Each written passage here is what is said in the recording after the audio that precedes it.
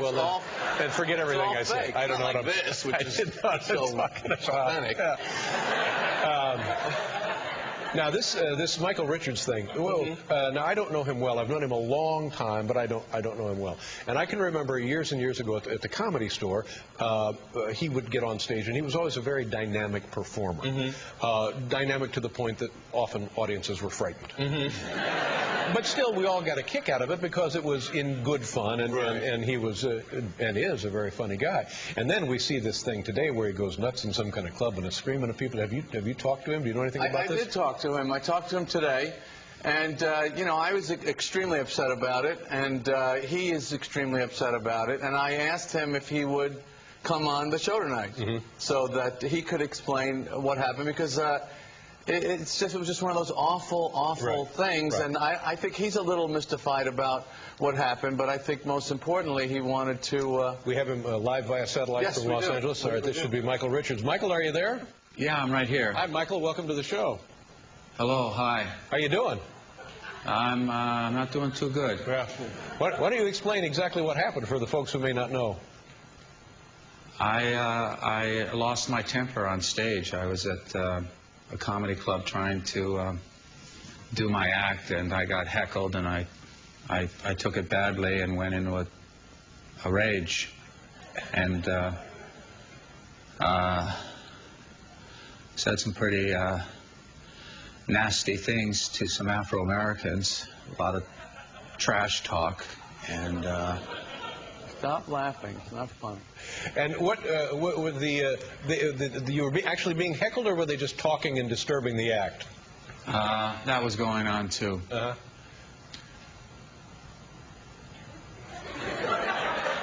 And did you? I know. I hear you in your audience laugh, you know, and it's. I'm not even sure that this is where I should be addressing the situation. I've already heard you make some jokes about it, and that's okay, you know. But I'm really busted up over this, and I'm very, very sorry to those people in the audience.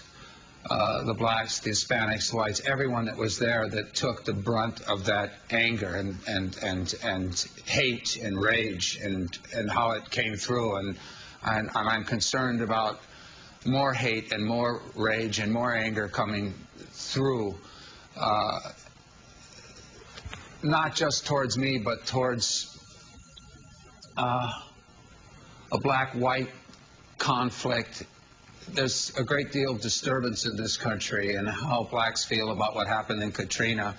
And you know, many of the comics, many performers are in Las Vegas and New Orleans trying to raise money for what happened there.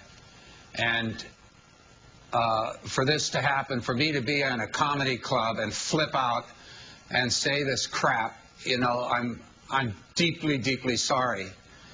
And I'll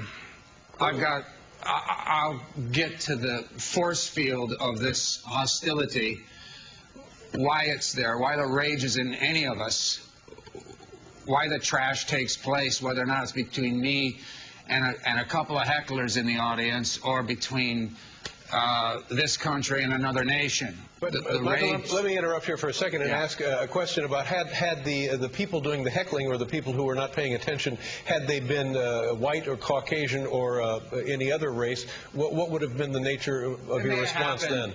It may have happened. You know, I'm a performer. I push the envelope. I work in a very uncontrolled manner on stage. I do a lot of free association and spontaneous. I go into character.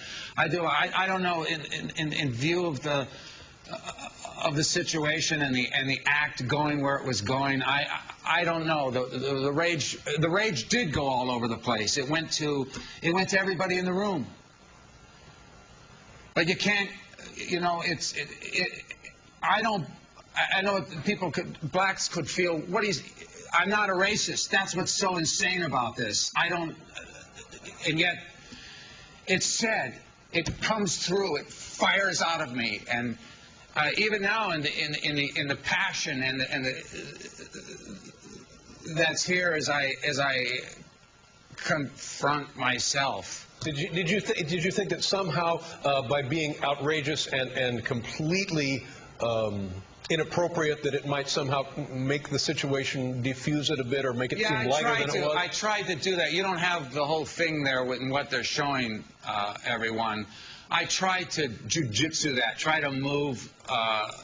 You know, you do that. I got a microphone, and I'm trying, but it didn't work out. It was you talk about a bad night, you know. Yeah. That's, you know, it's just what everyone says. What happened afterward? Did you talk to the people and apologize to them? I went out there. I went out there, and I did talk to some people. I even went back to the club that night to get back on the stage and to work, to get back on the horse, as they say. And I did. I apologized to quite a few people, but I didn't talk to all of everyone. They left. And I don't know how to get in touch with those people. And then, of course, they've gone to press, as I think they should.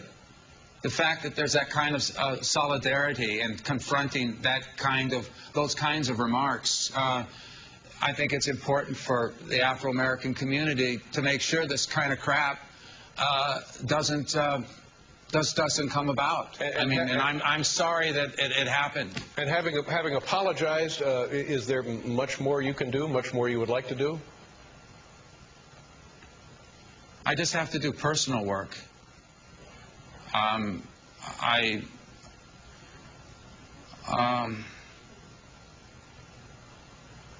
still reeling from this. It's just been a few days. I don't know yet. Jerry, is there anything you want to say to Michael here? I know Michael many years, and I know how he works on stage, and none of that justifies what happened. But I've been talking to him today, and he's someone that I love, and I know how shattered he is about this, and he deserves a chance. That's why I wanted him to come on. He deserves a chance to apologize, and that's all he wanted. And thank you for letting us do it. My pleasure.